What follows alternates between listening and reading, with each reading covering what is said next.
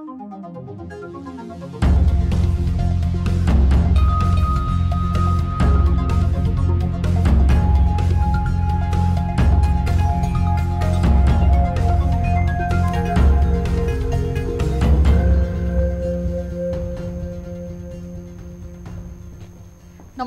यो news 24 television prime time न्यूजमा स्वागत छ। एमालेमा एकताको सम्भावना अझै पनि रहेको छनक अध्यक्ष केपी शर्मा ओलीले कार्यकर्तालाई दिँदै आएका छन्। तर वरिष्ठ नेता माधव नेपाललाई आरोप लगाउन पनि छाडेका छैनन् न नेपाल पक्षका नेताहरूलाई धम्की दिन नै पछि पर्छन्। पार्टी एकताका लागि अन्तिम मौका भनेर नेपाल पक्षलाई चेताएका छन्। उनको यो शर्तलाई माधव पक्षले कसरी लिन्छ, त्यसले एमाले एकताको भविष्य निर्धारण गर्नेछ। सर्वोच्चमा प्रतिनिधि सभा विघटनको मुद्दा करिब अन्तिम चरणमा पुगेसँगै सबैको चासो बढेको छ। ओली पक्षले प्रतिनिधि सभा विघटनको औचित्यबारे दलिल पेश गरिसकेपछि अब सभामुख पक्षका कानुन व्यवसायीले कस्ता दलिल पेश गर्लान् भनेर चासो देखिएको छ। यद्यपि सर्वोच्चलाई बुझाएको जवाफमा पनि राष्ट्रपति र प्रधानमन्त्रीको एउटै स्वर भए पनि सभामुखले फरक आवाज राखेका थिए। यस वर्षको मनसुनी सुरुवातको संकेत नै डरलाग्दो छ। मनसुनको मनमानीले देशभरि जनधनको क्षति भइरहेको छ। निरन्तरको वर्षाका कारण नदी तटीय क्षेत्रको बासिन्दामा डर र चिन्ता झन थपिएको छ। सुरुवाती क्षतिले नै सरकारले पूर्व तयारी र पूर्व सूचनामा चुकेको प्रष्ट भएको छ। त्यसैले आफै पनि सतर्क रहन जरुरी छ। यो सँगै युरोकपको रोचक खेलसहितको स्पोर्ट्स न्यूज र इन्टरनेसनल न्यूज पनि यो बुलेटिनमा प्राथमिकताका साथ समेटेका छौं। अब प्राइम टाइम न्यूजका हेडलाइन्स। प्रतिनिधि सभा विघटन विरुद्धको मुद्दामा प्रधानमन्त्रीका तर्फबाट कानुन व्यवसायीको बहस सकियो। आइतबार सभामुखको तर्फबाट बहस हुने, मुद्दा हेर्दा हेर्दैमा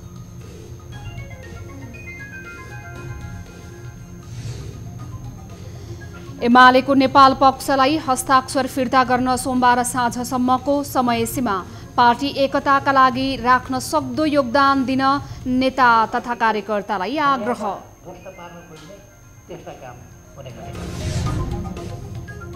आज पनि देशभर लगातार झरे। मनसुन भित्रिएको 21 दिनमा 33 जनाको मृत्यु। बाढी र पहिरोका कारण देशका 14वटा सडक खण्ड ठप्प।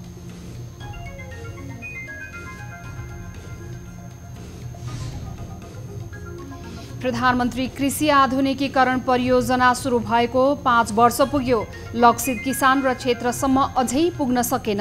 कृषि अनुदान कार्यकर्ता र पहुँचवालाकै हातमा।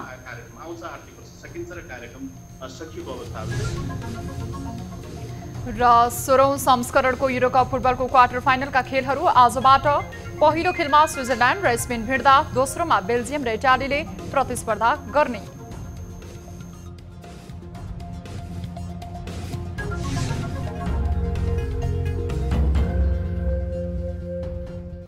हामी निरन्तर न्यूजमा छौं। असार 14 गतेबाट सुरु भएको सरकार पक्षको बहस शुक्रबार सकिएको छ।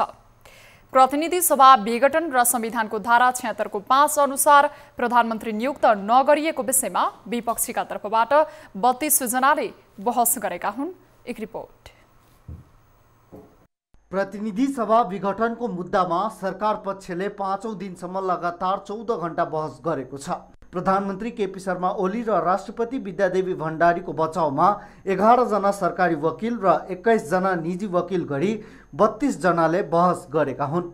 उनीहरूले प्रतिनिधि सभा विघटन गर्ने सरकारको सिफारिसमा दुराशय नभएको, धारा 76(5) अनुसार प्रधानमन्त्री नियुक्त नगर्नु राष्ट्रपतिको स्वविवेकीय अधिकार भएको र अदालतले परमादेश जारी गरी प्रधानमन्त्री नियुक्ति गर्न नसक्ने जिकिर गरे। शुक्रबार बहस गरेका सरकार पक्षका अधिवक्ता बाबुराम दाहालले राष्ट्रपतिको निर्णय पुनरावलोकन हुनै नसक्ने दावी गरे। प्रधानमन्त्री ओलीका कानुनी सल्लाहकार समेत रहेका दाहालले धारा 76(5) को व्याख्या गर्दा संविधानले दिएको अधिकार छेक्ने गरी हुन नसक्ने बताए। शुक्रबार बहस गरेका सरकार पक्षका अरू कानुन व्यवसायीले पनि प्रधानमन्त्री र राष्ट्रपतिको बचाउ गरे। प्रधानमन्त्रीको तर्फबाट शुक्रबार वरिष्ठ अधिवक्ताहरू रमेश गुरागाई, विष्णुमणि अधिकारी, ईश्वरी प्रसाद भट्टराई, अधिवक्ताहरू भोजराज आचार्य, बाबुराम दाहाल, सीपी रेग्मी, बलबहादुर राई, शान्तिदेवी खनाल, विष्णुमाया भूषाल, अनन्त लुइटेल र लोकनाथ खरेलले बहस गरे। यसअघि रिट निवेदक शेरबहादुर देउवा सहित 146 सांसदको तर्फबाट 36 जनाले बहस गरेका थिए। सरकारी पक्षको बहस सकिएसँगै न्यायाधीश ईश्वर खतिवडाले मुद्दाको एउटा कोर्स सकिएको भन्दै अब सभामुख पक्षले बहस गर्ने, त्यसपछि प्रतिउत्तर र एमिकस क्युरीको राय सुनिने इजलासमा जानकारी दिएका थिए। रिटमा प्रतिनिधि सभा पुनर्स्थापना र धारा 76(5) को प्रधानमन्त्रीमा शेरबहादुर देउवालाई नियुक्त गर्न माग गरिएको छ। न्युज 24 का लागि टिभी जर्नलिस्ट जगन्नाथ दुलालको रिपोर्ट। सर्वोच्च अदालतले 4 जना जनप्रतिनिधिलाई कारबाही गर्ने माओवादी केन्द्रले गरेको निर्णय कार्यान्वयन नगर्न अन्तरिम आदेश दिएको छ।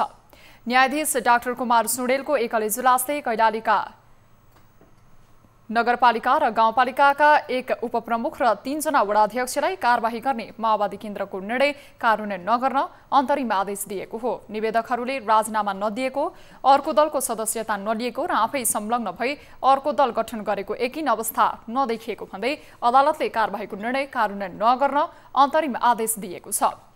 भजनी नगरपालिकाकी उपप्रमुख छायादेवी देवकोटा, गौरीगंगा नगरपालिका वडा नम्बर 4 की वडा अध्यक्ष भागरथी विष्ट, तिमल सिन्हा, गोदावरी नगरपालिका वडा नम्बर 1 का वडा अध्यक्ष शर्मानन्द भट्ट र बदैगोरिया गाउँपालिका वडा नम्बर 4 का वडा अध्यक्ष पुरन सिंह बेसीले आफू विरुद्ध गरिएको कारबाहीबारे अदालतमा रिट निवेदन दायर गरेका थिए। राष्ट्रिय सभामा प्रस्तुत 7वटा अध्यादेश अस्वीकार गर्न माग गरिएको छ। राष्ट्रिय सभा सदस्य प्रमिला कुमारी र मृगेन्द्र सिंह यादवले राष्ट्रिय सभा सचिवालयमा अध्यादेश अस्वीकार गर्ने सूचना दर्ता गरी अध्यादेशहरू अस्वीकार गर्नुपर्नेको कारण समेत पेश गरेका छन्।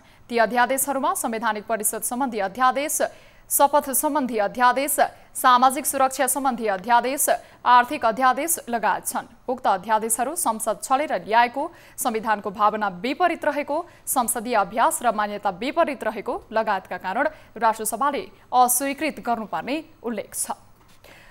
अर्थ मन्त्रालयले प्रतिनिधि सभा सदस्य निर्वाचनका लागि निर्वाचन आयोगलाई रु 7 अर्ब 72 करोड 83 लाखसम्म खर्च गर्ने गरी सहमति प्रदान गरेको छ।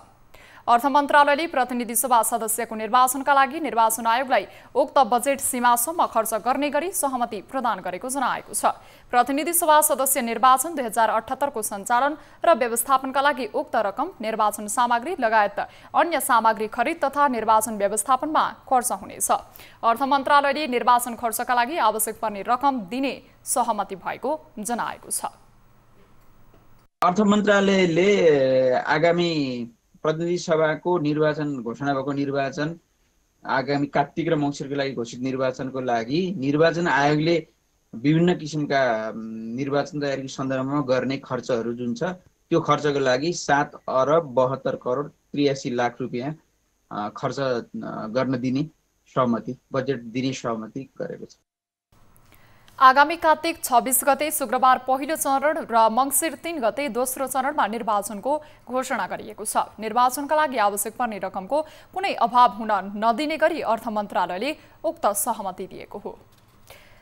नेकपा एमालेको संस्थापन समूहले असन्तुष्ट समूहलाई सर्वोच्च अदालतमा विचाराधीन मुद्दामा रहेको हस्ताक्षर फिर्ता लिन निर्देशन गरेको छ। शुक्रबार बालुवाटारमा बसेको बैठकले यस्तो निर्देशन दिएको हो। संस्थापन समूहले बालुवाटारमा बोलाएको बैठकमा सहभागी हुन माधव नेपाल समूहले इन्कार गरेको छ भने केही समय यता दुवै पक्षमा लागेर गुमनाम बसेका वामदेव गौतम एकाएक बैठकमा सहभागी भए। पूर्व माओवादीबाट एमाले प्रवेश गरेका नेताहरू पनि बैठकमा सहभागी भएका थिए। एक रिपोर्ट।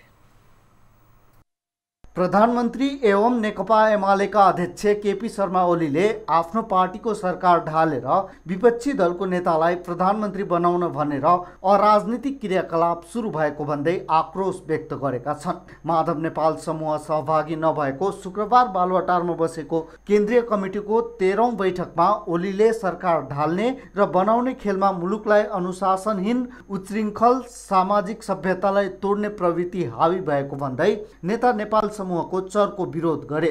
त्यस्तै बैठकमा उनले राजनीतिक मुद्दालाई अदालतमा पठाइएको र अदालतलाई दबाब दिने प्रयास भइरहेको पनि बताए। हजारौं प्रयासका बावजुद पार्टीलाई एक हुन नदिने खेल भइरहेको ओलीले बताए।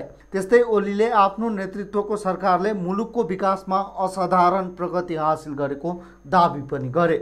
अत्यन्तै निकृष्ट तहमा ओर्लिएर गाली गलौज अपमान झुटा लान्छनाहरू त्यसअनुसार यो समाजलाई अत्यन्तै असभ्य बनाउन खोज्ने र अर्को कुरा हाम्रो पार्टीलाई ध्वस्त पार्न खोज्ने, हाम्रो पार्टीको साख जनताका बीचमा गिराउन खोज्ने, हाम्रो पार्टीको मर्यादा ध्वस्त पार्न खोज्ने त्यस्ता काम हुने गरेका छन्।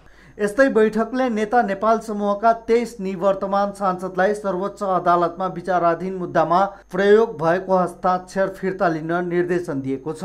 सोमबार साँझ 10औं राष्ट्रिय महाधिवेशन आयोजक कमिटी खारेज गरेर शुक्रबार बोलाइएको केन्द्रीय कमिटी बैठकले हस्ताक्षर फिर्ता गर्न निर्देशन दिने प्रस्ताव पारित गरेको हो। विपक्षी दलका नेता शेरबहादुर देउवालाई प्रधानमन्त्री बनाउन एमालेका नेपाल र झलनाथ खनाल पक्षका 23 सांसदले हस्ताक्षर गरेका थिए।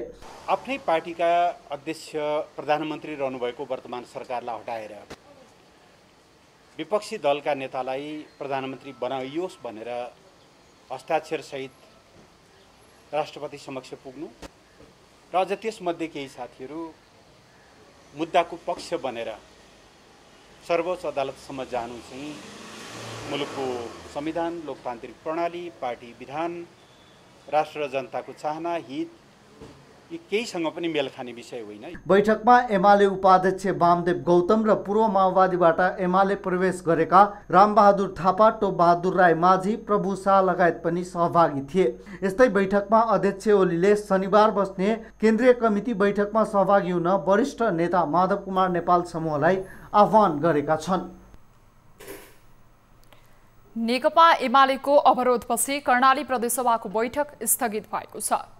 आफ्नो दलबाट सरकारमा सहभागी 3 मन्त्रीले राजीनामा दिनुपर्ने लगायतका माग राखेर एमालेले शुक्रबारको संसद बैठक अवरुद्ध गरेको हो। प्रदेशसभाको 8औं बजेट अधिवेशनको 14औं बैठकमा पनि एमालेका सांसदहरूले सर्वोच्च अदालतले दिएको आदेशलाई कार्यान्वयन नगरेको भन्दै असन्तुष्टि जनाउँदै विरोध गरेका थिए। एमालेले दिएको व्हिप उल्लङ्घन गरी मुख्यमन्त्रीलाई विश्वासको मत दिने 4 जना सांसदलाई पुरानै अवस्थामा फर्काए पनि सोही बमोजिम आदेश कार्यान्वयन नभएको एमाले सांसदहरूको आरोप थियो। एमालेका 4 जना मान्य सदस्यज्यूहरूको जब सर्वोच्च अदालतबाट अन्तरिम आदेश जारी भएको छ, त्यो कुरा कार्यान्वयन किन हुन सकिरहेको छैन? आज हामी कानुनी व्यवस्था एउटा, संवैधानिक व्यवस्था एउटा, व्यवहारमा अरू अभ्यास गरिरहेका छौं त यो अभ्यास कर्णालीमा मात्रै गर्नुपर्ने किन बाध्यता सिर्जना भइरहेको छ?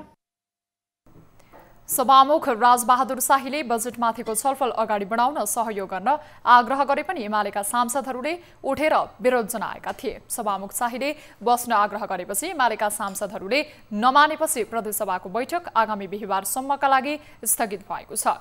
एमाले भित्रको आन्तरिक किचलोका कारण प्रदेश सरकारले असार 1 गते आर्थिक वर्ष 2078-79 का लागि ल्याएको बजेटमाथि छलफल हुन सकेको छैन।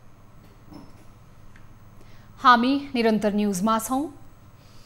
नेपालमा शुक्रबार थप 2249 जनामा कोरोना पुष्टि भएको छ। देशभर गरिएको 6566 वटा पीसीआर परीक्षणका क्रममा 1391 जना र 4030 एन्टिजेन परीक्षणका क्रममा थप 908 जनामा कोरोना पुष्टि भएको हो। यो सँगै नेपालमा कोरोना संक्रमितको संख्या 6,78,808 पुगेको छ।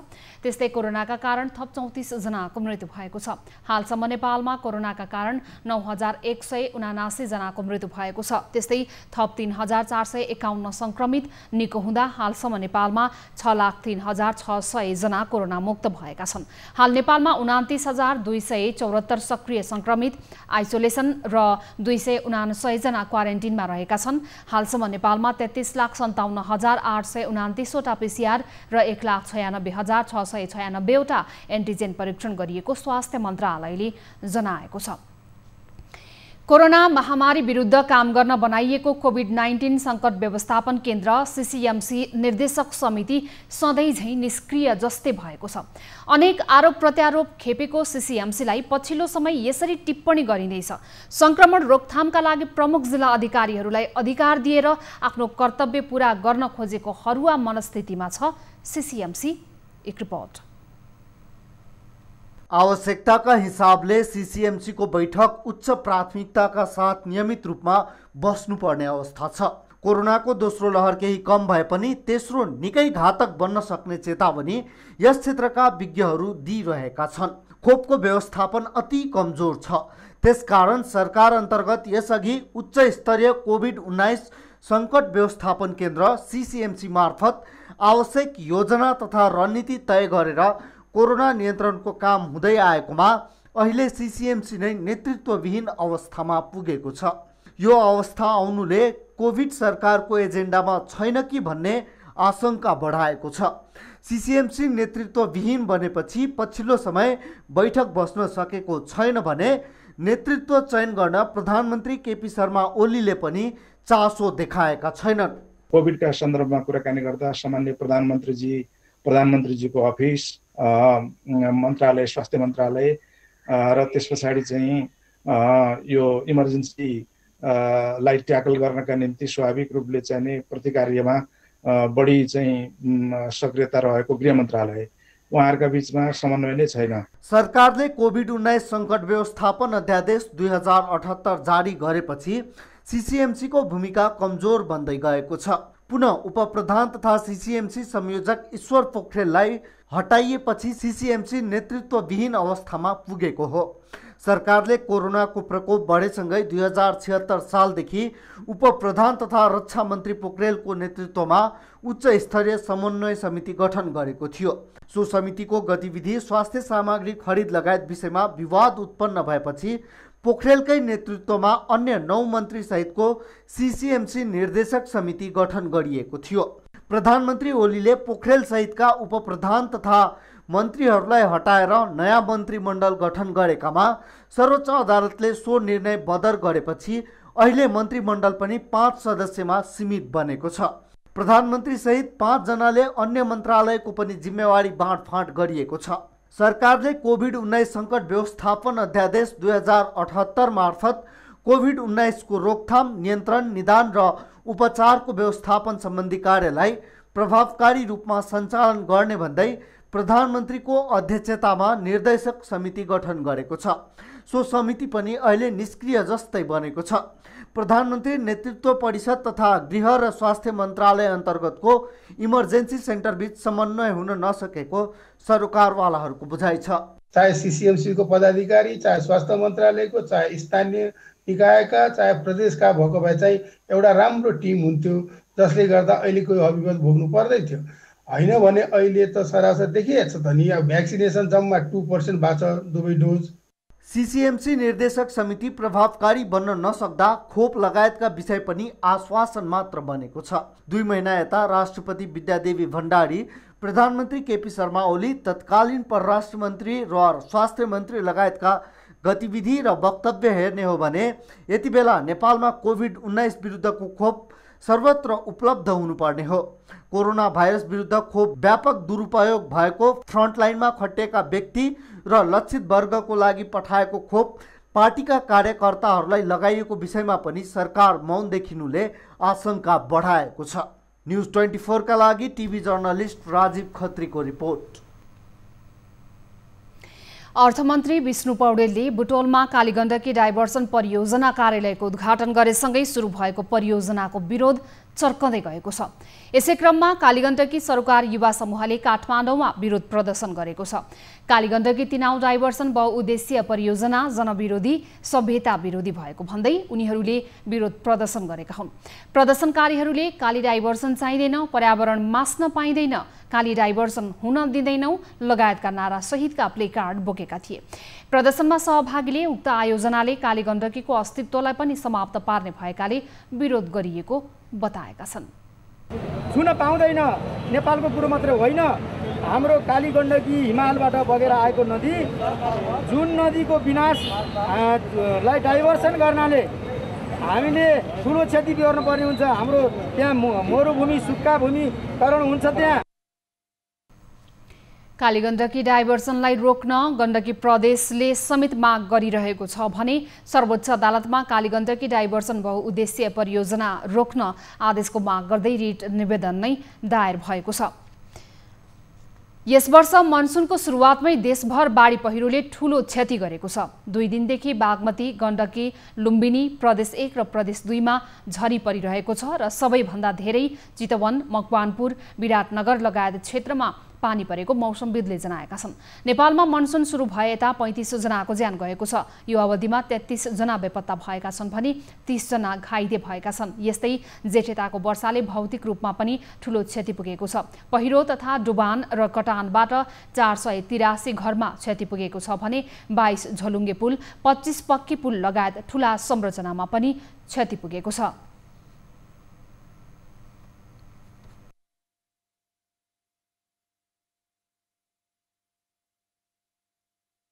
देशभर झन्डै 178 वटा घटनाहरू मनोरञ्जनजन्य घटनाको रिपोर्टिङ भएको छ। ती घटनाहरूबाट 33 जनाको मृत्यु भएको, 31 जना बेपत्ता हुनुभएको, 36 जना घाइते हुनुभएको भनेर विवरण प्राप्त भएको छ। त्यस्तै चाहिँ व्यक्तिका निजी निवासतर्फ 483 जना परिवारहरूको आवासहरू पूर्ण रूपमा क्षति भएको।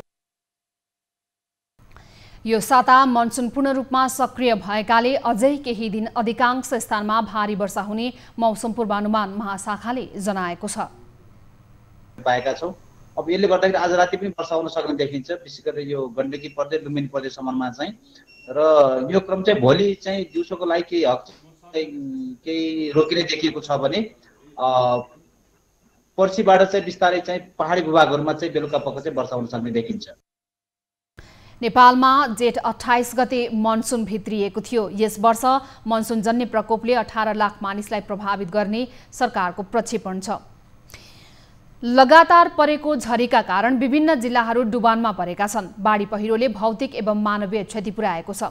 कतिपय क्षेत्रमा स्थानीय प्रशासनले सतर्कताका लागि सजगता अपनाउँदा पनि अनुमान गरेको भन्दा चाँडै नै अविरल वर्षा भएको कारण मानवीय तथा भौतिक क्षति भएको छ। एक रिपोर्ट। अविरल वर्षाका कारण विभिन्न जिल्लाहरूमा बाढी पहिरोले क्षति पुर्याएको छ। बाढीकै कारण चितवनमा 2 जनाको ज्यान गएको छ भने 3 जना बेपत्ता भएका छन्। ज्यान गुमाउनेमा कालिका नगरपालिका 11 सिद्धिका ज्ञानबहादुर चेपाङ र राप्ती नगरपालिका 12 बाक्राङका मोतीलाल चेपाङ रहेका छन्। त्यस्तै बेपत्ता हुनेमा राप्ती 12कै 30 वर्षकी निशा चेपाङ र 30 वर्षकै कृष्ण चेपाङ र 6 वर्षकी बालिकाको हालसम्म केही पत्ता नलागेको चितवन प्रहरीले जनाएको छ। राप्ती 12 पर्खाल भन्ने ठाउँमा एउटा घरका 4 जना मानिसहरू चाहिँ पहिरोमा परेर बेपत्ता भएको र 1 जनाको चाहिँ लास चाहिँ बरामद भएको अवस्था छ भने त्यस्तै कालिका 11 यो सिद्धि दमेटार भन्ने ठाउँमा 1 जना मानिस यो चाहिँ एउटा कल्भर्ट तर्ने क्रममा बगेको कारणले निजको मृत्यु भएको छ। जारी वर्षाका कारण नारायणगढ मुङ्गलिन सडक खण्ड अवरुद्ध भएको छ। उता सडकमा आधा दर्जन भन्दा बढी स्थानमा पहिरो खसेको छ। 14 किलो भन्ने स्थानमा खसेको विशाल ढुङ्गो हटाउन हेटौँडाबाट ब्रेकर ल्याएर फोर्ने काम भएको छ। त्यस्तै राप्ती वडा नम्बर 12 को 13 घर र राप्ती 9 मा 3 वटा घरमा क्षति पुगेको र उनीहरूलाई सुरक्षित स्थानमा स्थानान्तरण गरिएको राप्ती नगरपालिकाले जनाएको छ। लदरी खोलाको धुसेरी खोला पुल र कैर खोलाको बाढीले कालिका मन्दिर र न्युरेनी जोड्ने पुल समेत बगाएको छ। त्यस्तै अविरल वर्षाकै कारण बाजुराको बुढीगङ्गा नगरपालिका 6 बामका बजारका 2 वटा पसल बगाएको छ। बामका बजार क्षेत्रको छडा खोलाले कटान गर्दा 2 वटा पसल बगाएको बाजुरा प्रहरीले जनाएको छ। 1 दर्जन भन्दा बढी पसल जोखिममा रहेका छन्। उता नवलपरासीको पूर्व पश्चिम राजमार्ग बुटौल नारायणगढ सडक खण्ड अन्तर्गत सुनवल नगरपालिका बडेरामा निर्माणाधीन पुलको डाइभर्सन बगाउँदा राजमार्ग अवरुद्ध भएको छ। जिल्लामा जारी लकडाउन केही खुकुलो भई राजमार्गमा यात्रा गर्ने लामो तथा छोटो दूरीका मालवाहक सवारी साधन तथा यात्रुहरू मारमा परेका छन्। त्यस्तै प्रदेश 2 को पर्सामा पनि ग्रामीण क्षेत्रका नदी र खोलाहरूमा पानीको सतह बढेर दर्जनौं गाउँ नै डुबानमा परेका छन्। नदी र खोलाको बाढीले केही स्थानमा खेतीयोग्य जमिन समेत कटान गरेको छ। वर्षाको भेलका कारण पश्चिमी पर्साको ठोरी गाउँपालिकाको ब्रह्मानगर, नयाँ बस्ती, निर्मल बस्ती, मिलन चौक, 8 घरे, विजय बस्ती, शान्ति टोल, विशाल चोक, सुन्दर टोल, ट्याङ्ग्रे लाइन लगायतका बस्तीहरू डुबानमा परेको हो। यसैगरी हालसालै निर्माण भएको हुलाकी सडकभन्दा होचो स्थानमा रहेको उत्तरतर्फका अधिकांश बस्ती डुबानमा परेको छ। लगातारको अविरल वर्षाका कारण ओरिया खोलामा आएको बाढीले वीरगञ्ज ठोरी हुलाकी सडक खण्डको गोपी बस्ती नजिकै सडकलाई समेत क्षति पुर्याएको छ। न्युज 24 का लागि चितवनबाट टिभी जर्नलिस्ट केदार शर्मा, बाजुराबाट निमेन्द्र शाही, नवलपरासीबाट नारायण सुवेदी र पर्साबाट हरिशंकर शर्माले पठाएको रिपोर्ट। हामीसँग न्युजहरू अझै बाँकी छन्। समय हो लाइफ बोय हात धुने ब्रेकको।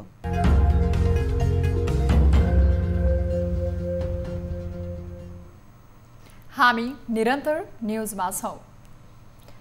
रौतहटको चन्द्रपुर नगरपालिका वर्षेनी डुबानमा पर्ने गरेको छ।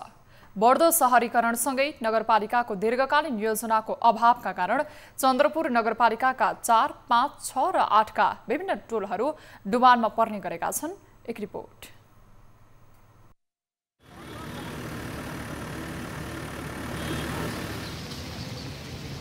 पछिल्लो समय मानिसहरूको रोजाइमा पर्दै आएको छ चन्द्रपुर नगरपालिका। यस नगरपालिकामा बसाई सरेर आउने मानिसको संख्या पनि प्रत्येक वर्ष बढ्दो क्रममा छ। सामान्य मापदण्ड पनि पूरा नगरेर खेतीयोग्य जमिनलाई जग्गा व्यवसायीहरूले प्लटिङ गरेर बेचिरहँदा पनि नगरपालिकाले त्यसलाई नियमन गर्न सकिरहेको छैन। धान फल्ने खेतहरूमा प्लटिङको नाममा पानी निकास बिना सामान्य बाटो बनाएर जग्गा व्यवसायीहरूले बेचेका जग्गाहरूमा बनेका अधिकांश घरहरू वर्षायाममा डुबानमा पर्ने गरेका छन्। पूर्व पश्चिम राजमार्गको दायाँ बायाँ पानी निकासको लागि नालाको व्यवस्था नहुँदा सडकबाटै पानी बग्ने गरेको छ। त्यसैगरी पहिला पहिला पानी निकासको लागि रहेका ठूला ठूला पैनीहरू पनि मासिँदै गएका छन्। अनावश्यक रूपमा अथवा मापदण्ड पूरा नगरिकन प्लटिङ हुनु, अव्यवस्थित बसोबास हुनु, यो निकाय सम्बन्धित निकायको पनि ध्यान नजानु र सम्बन्धित निकायले यो जथाभावी गरिएको कुरा रोक्न नसकेको कारणले आज चन्द्रनिगापुर लगायत सम्पूर्ण ठाउँ डुबानमा परेको छ। बजेटमा त खतम पारेर हुँदैन, प्रत्येक वर्षै बनाउनु पर्छ। यसलाई यो सफासँग पुरै खनेर बनाउँदा मात्र यो सफा हुन्छ नाली, अनि मात्र पानी जान्छ। सडक निर्माणसँगै पानीको निकासको लागि नाला व्यवस्थापनमा भने ध्यान जान सकेको छैन। जनप्रतिनिधिहरूको अदूरदर्शी र दीर्घकालीन योजना बिनाको विकासको कारण आफूहरू वर्षेनी डुबानमा पर्ने गरेको स्थानीयको गुनासो छ। नाला अब पहिला हामीले जान्दाखेरि अब त्यसरी हाम फालेर तर्नु भन्दा तर्न सकिँदैन थियो। अब अहिले सानो एउटा पैनीको नालाको रूपमा छ, सानो कुलो जस्तो। अनि अब यो नाला साफ गरिन्छ, मेन हाइवेमा क्रस हुने ठाउँमा चाहिँ सफा गरिँदैन। दुईतिर मुखमा सफा गरिन्छ, बिचको त जस्ताको जस्तै रहन्छ। अनि अब जस्तो यो त चैततिर वैशाखतिर गएर सफा गर्दैदेखि त अनि यो बर्खा लाग्दाखेरि सजिलो हुन्थ्यो नि त। नेपाल सरकारले चन्द्रपुर नगरपालिकालाई स्मार्ट सिटीको सूचीमा राखेको छ। यहाँका निर्वाचित जनप्रतिनिधिहरूले पनि चन्द्रपुरलाई स्मार्ट सिटी बनाउने उद्घोष गरेर हिँडेको पनि 4 वर्ष बितिसक्यो। जनप्रतिनिधिहरूले भने आफूहरूले पानी निकासको समाधानका लागि सक्दो प्रयास गरेको भए तापनि सडक विभागको असहयोगको कारण पानी निकासको समाधान गर्न नसकेको बताउँछन्। सडक डिभिजनसँग चाहिँ परामर्श भइरहेको छ र यो 6 लेन रोड जबसम्म बन्दैन चन्द्रपुर नगरपालिकाको बजारमा र तबसम्म नाला बन्दैन, जबसम्म नाला बन्दैन, पूर्व पश्चिम नाला बन्दैन, तबसम्म उत्तरबाट दक्षिणतिर बग्ने चाहिँ यो पानीहरूको चाहिँ बहाव चाहिँ अन्यत्र जानु नसक्ने भएको कारणले यो चाहिँ डुबान भएको हो। पानीको निकास बिना गरिएका विकास निर्माण र शहरीकरणको नाममा गरिएका अव्यवस्थित प्लटिङ चन्द्रपुर डुबानको प्रमुख कारण रहेको भन्दै यसलाई निरूपण गर्नुपर्ने स्थानीयको माग छ। न्युज 24 का लागि रौतहटबाट टिभी जर्नलिस्ट बालविक्रम कार्कीको रिपोर्ट। कोरोना महामारीको प्रभाव अटो बजारमा पनि परेको छ। रूपन्देही र आसपासका क्षेत्रमा विगतभन्दा न्यून रूपमा गाडी खरिद बिक्री हुने गरेको छ नै आयात गरिएका गाडी पनि भन्सार परिसरमै थन्किएका छन्। एक रिपोर्ट। सहज अवस्थामा भैरहवामा रहेको बुद्धम अटोमार्टले प्रति महिना 6 वटा टाटा कम्पनीका गाडी बिक्री गर्दथ्यो। कोरोना महामारीको दोस्रो लहर सुरु भएपछि अटो व्यवसायमा मन्दी आएको व्यवसायी बताउँछन्। बैंक तथा वित्तीय संस्थाले अटो कर्जामा कडाई गरेका छन्। खरिदकर्तालाई 50% कर्जा दिँदै आएका बैंकहरूले अहिले कर्जा दिन पनि हिचकिचाएका छन्। कस्टमरले पनि आफूले चाहेको रोजेको गाडीहरू कलरहरू यहाँ होस्, यहाँ गाडीको फिचर्सहरू होस्, भ्यारिएन्टहरू होस्, उसले त्यो हिसाबमा गाडीहरू बाहिर कस्तो छैन। अब कम्पनीहरूले पनि भन्सारमा त्यो गाडी मगाएर त्यसलाई इम्पोर्ट गर्न सकिरहेका छैनन्। त्यो गाडीहरू त्यहाँ राखेको हुनाले त्यसको कस्टहरू पनि लगानीहरू पनि कम्पनीमा माग गरिरहेको छ। अहिलेको स्थितिमा त अटो व्यवसायहरू मेरो विचारमा धेरै नै त्यो लसमै छन्, लसमा गइरहेको स्थिति छ। त्यसलाई उकास्नलाई सरकारले चाहिँ केही न केही राहत प्याकेजहरू ल्याउनु पर्ने स्थिति थियो। लकडाउनको कारणले गर्दा हामीलाई एकदम अप्ठ्यारो भएकै अवस्था हो सर, होइन? अब बिस्तारै अब लकडाउन खुलिसकेपछि पनि अब हाम्रा ग्राहक महानुभावहरूलाई खरिद गर्ने चाहना हुँदाहुँदै पनि अब आफ्नो क्रय शक्ति कम भएको पनि अवस्था हो। अटो बजारमा शिथिलता आउँदा व्यवसायीले भन्सारसम्म ल्याएका गाडी पनि भन्सार पास गराउन सकेका छैनन्। महिनौदेखि भन्सार पार्किङमै गाडी थन्किएका छन्। वर्षायाममा लामो समय गाडी खुल्ला आकाशमुनि राख्नुपर्दा खिया लाग्ने, बिग्रिने समस्या हुन थालेको छ। भन्सारमा राखिएका गाडी व्यवसायीले समयमै नलैजाँदा भन्सार राजस्व असुलीमा समस्या भएको छ भने पार्किङ अभाव पनि उस्तै छ। जुन हिसाबले हाम्रो राजस्व उठ्नुपर्ने हो मासिक, त्यो राजस्व पनि नआइकन त्यो रिजर्भ भएर बसेको हुन्छ। त्यसले गर्दा थोरै मात्रामा भए पनि नेपाल सरकारलाई टाइममा राजस्व आइदिएको हुँदैन र यहाँ यार्ड व्यवस्थापन गर्नको लागि केही समस्या हुन्छ। आयात गरेर भन्सार बिन्दुमा गाडी ल्याइसकेपछि त्यसको 2 महिनाभित्र व्यवसायीले जाँचपास गरी गाडी सम्बन्धित ठाउँमा लैजानुपर्छ। तर बिक्रीघर्ता भैरवा भन्सार परिसरमा 5-6 महिनासम्म अतिरिक्त पैसा तिरेर व्यवसायीले पार्किङमै गाडी राख्दै आएका छन्। भन्सार कार्यालयका अनुसार चालु आर्थिक वर्षको जेठ मसान्तसम्म 18 अर्ब 98 करोड 53 लाख मूल्यका सवारी बेलहिया नाकाबाट आयात भएको छ। रूपन्देहीमा 2 पाङ्ग्रे, 4 पाङ्ग्रे तथा टेम्पो र ठुला सवारी गरी 4 दर्जन बढी अटोमोबाइल्सका सोरुमहरू सञ्चालित छन्। न्युज 24 का लागि भैरहवाबाट टिभी जर्नलिस्ट प्रकाश न्यौपानेको रिपोर्ट। इलाममा उत्पादित चिया निकासी गर्न नपाउँदा व्यवसायी, कृषक तथा मजदुरहरू चिया निकासी गर्न नपाउँदा समस्यामा परेका छन्। कोरोना संक्रमण अघि इलाममा उत्पादित अर्गानिक र स्पेशल चिया भारत लगायत तेस्रो मुलुकमा निर्यात हुने गरे पनि अहिले भने निर्यात हुन सकेको छैन। इलाम नगरपालिका 5 मा जुन्तारा चिया सहकारीद्वारा सञ्चालित चिया कारखाना सुनाम मुखिया लकडाउनको बेला कृषकको सहजताका लागि कारखाना सञ्चालन गरिएको, तर निकासी गर्न नसकेपछि किसानलाई हरियो पत्तेको समेत मूल्य दिन नसकेको स्वीकार छन्। कृषकलाई टाइममा पेमेन्ट गर्न सकेनौँ, कृषकलाई मल वितरण गर्न सकेनौँ। यसको लागि चाहिँ अब हामीले हाम्रो चिया नेपालमै बजार भए राम्रो हुन्थ्यो। 4 महिनादेखि कारखानालाई पत्ती दिँदै आएको र किसानले अहिलेसम्म चियाको पैसा पाउन सकेका छैनन्। प्रमुख आम्दानीको स्रोत नै चिया भएकोले घर व्यवहार चलाउन समेत मुस्किल भएको गुनासो किसानहरूको छ। 2077-78 को चिया पेमेन्ट गर्न फ्याक्ट्रीहरूले प्रशोधित चिया बेच्न नसकी कृषकको पेमेन्ट नगरेको 4 महिनादेखि को पेमेन्ट नभएकोले कृषक मारमा छन्।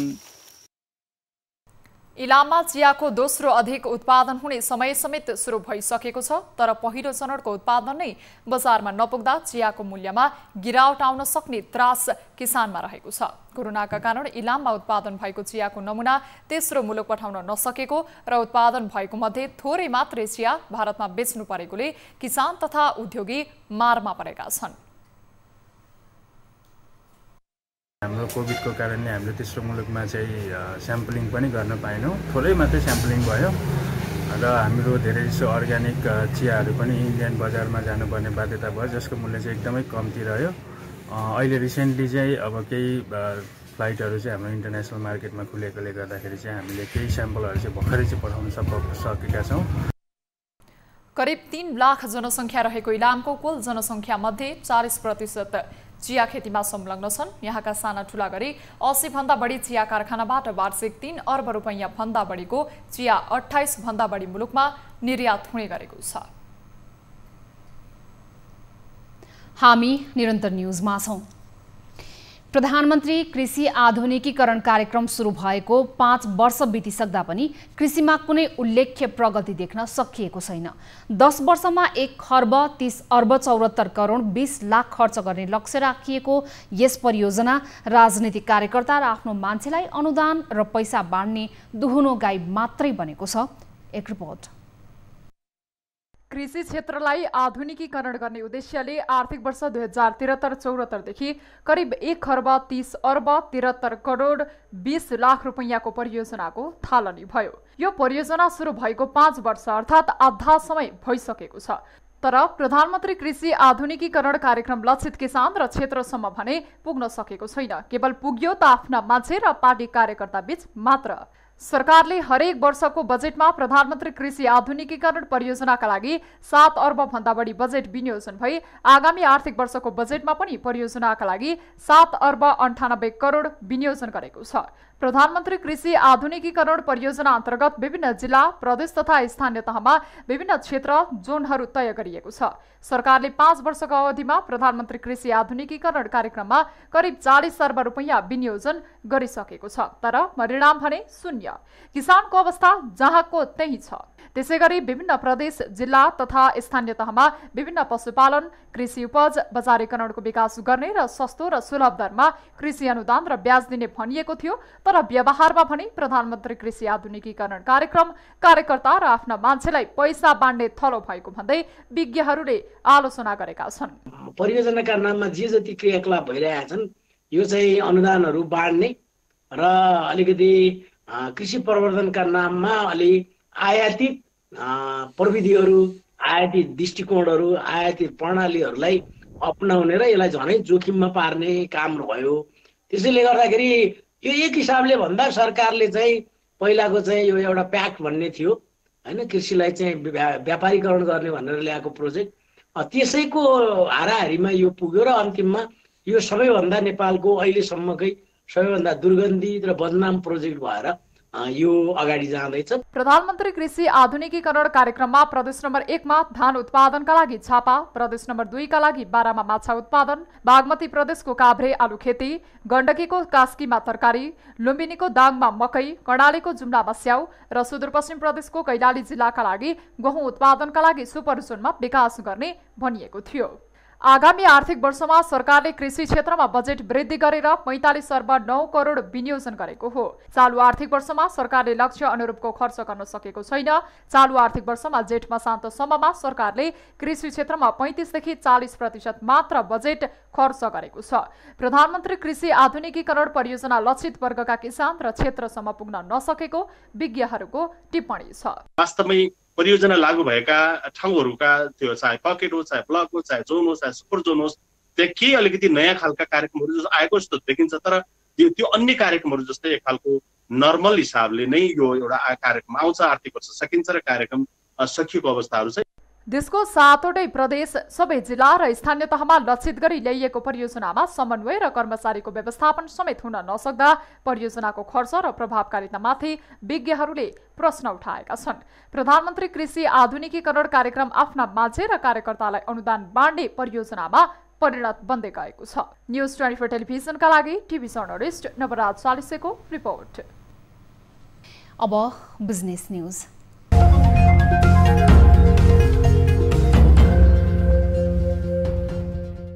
यस साता नेपाल स्टक एक्सचेन्ज नेप्से परिसूचक स्थिर रहेको छ। साताभर उतार चढाव आएको बजारमा नेप्से परिसूचक भने गत साताको अन्तिम दिनकै बिन्दुमा आएर रोकिएको हो। गत साताको अन्तिम दिन 2843 को बिन्दुमा रहेको सूचक यस साता पनि सोही बिन्दुमा पुगेर बन्द भएको छ। यस साता 241 कम्पनीको कारोबार भएको बजारमा 34 अर्ब 16 करोड 56 लाख 34 हजार 234 रुपैयाँ बराबरका 10 करोड 33 लाख 88 हजार 666 किता शेयर कारोबार भएका छन्। 243 कम्पनीको कारोबार भएको बजारमा 49 अर्ब 12 करोड 10 लाख 9 हजार 341 रुपैयाँ बराबरका 10 करोड 22 लाख 65 हजार 541 किता शेयर कारोबार भएका थिए। यस साताको अन्त्यसम्ममा आइपुग्दा बजार पुँजीकरण 39 खर्ब 49 अर्ब 61 करोड 75,60,000 पुगेको छ। साताको 5 दिन कारोबार भएको शेयर बजार 3 दिन बजार बढ्दा 2 दिन घटेको थियो। पहिलो दिन आइतबार 2842.38 को बिन्दुबाट सुरु भएको निफ्टी परिसूचक 27.38 अङ्कले बढेर 2870.30 को बिन्दुमा आइपुगेको थियो। त्यस्तै सोमबार 5.11 अङ्कले घटेको थियो। साताको तेस्रो दिन मंगलबार भने बजार साताभरिकै सर्वाधिक 47.49 अङ्कले घटेको थियो। नेप्से परिसूचक बुधबार समेत 4.13 अङ्कले घटेको शेयर साताको अन्तिम दिन बिहीबार भने 19.12 अङ्कले घटेको हो। साताभर बजारमा उतार चढाव आए पनि नेप्से सूचक भने स्थिर रहेको छ। गत साताको अन्तिम दिन 2843 रुपैयाँ रहेको सूचक यस साताको अन्तिम दिन पनि सोही बिन्दु 2843 रुपैयाँ रहेको छ। त्यस्तै क वर्गका कम्पनीको कारोबार मापन गर्ने सेन्सिटिभ परिसूचक गत साताको अन्तिम दिनको तुलनामा 3.06 अङ्कले बढेर 528.71 को बिन्दुमा आइपुगेको छ। सुनको मूल्य शुक्रबार 500ले बढेर तुलाको 91,300 पुगेको छ। नेपाल सुन चाँदी व्यवसाय महासंघका अनुसार छापावाला सुनको मूल्य हिजो बिहीबार 800ले बढेर तुलाको 90,800 रुपैयाँ पुगेको थियो। बुधबार 600ले घटेर 90,000 रुपैयाँ कायम भएको थियो। मंगलबार 90,600 तथा सोमबार 90,700 रुपैयाँमा स्थिर थियो। त्यसैगरी तेजाबी सुनको मूल्य तोलामा 500ले बढेर 90,800 रुपैयाँ पुगेको छ। हिजो बिहीबार 750 रुपैयाँ बढेर 90,300 पुगेको थियो। बुधबार 550ले घटेर 89,550 कायम भएको थियो। मंगलबार 90,100 र सोमबार तोलाको 90,200 रुपैयाँमा कारोबार भएको थियो। त्यस्तै चाँदीको मूल्य भने तोलाको 1,310 रुपैयाँमै स्थिर भएको छ। हिजो बिहीबार 20 रुपैयाँले वृद्धि भई 1,310 पुगेको थियो। बुधबार 1,290 रुपैयाँ कायम भएको थियो। मंगलबार 1,300 तथा सोमबार 1,305 रुपैयाँमा स्थिर थियो।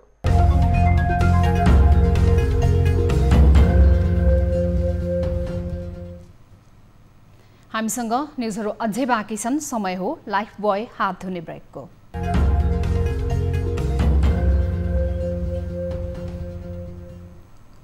हामी निरन्तर न्युजमा छौं। अब प्राइम टाइम न्युज सक्नु अघि अहिलेसम्मका हेडलाइन्स फेरि एकपटक। प्रतिनिधि सभा विघटन विरुद्धको मुद्दामा प्रधानमन्त्रीका तर्फबाट कानुन व्यवसायीको बहस सकियो। आइतबार सभामुखको तर्फबाट बहस हुने मुद्दा हेर्दा हेर्दैमा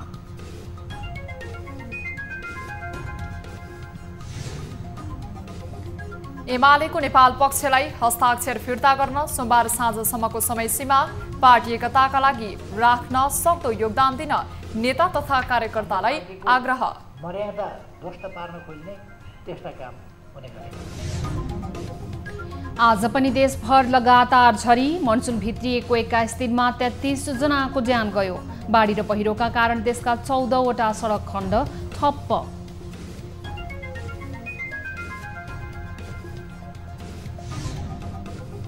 प्रधानमन्त्री कृषि आधुनिकीकरण परियोजना सुरु भएको 5 वर्ष पुग्यो। लक्षित किसान र क्षेत्रसम्म अझै पुग्न सकेन। कृषि अनुदान कार्यकर्ता र पहुँचवालाकै हातमा।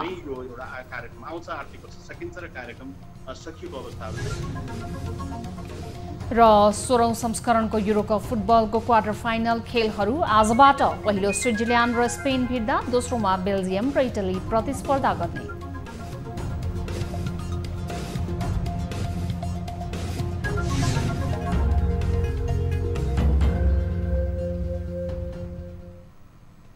प्राइम टाइम न्युज अहिलेलाई यति नै। जाँदा जाँदै ताली र गालीका लागि हामीले सोधेको प्रश्न, वैदेशिक रोजगारीका क्रममा हुने ठगी कसको कमजोरी हो? रोजगारीमा जानेहरूको चेतनामा कमी हो भन्नेले तालीमा र सरकारी नीतिको कमजोरी भन्नेले गालीमा भोट गर्नुहोला।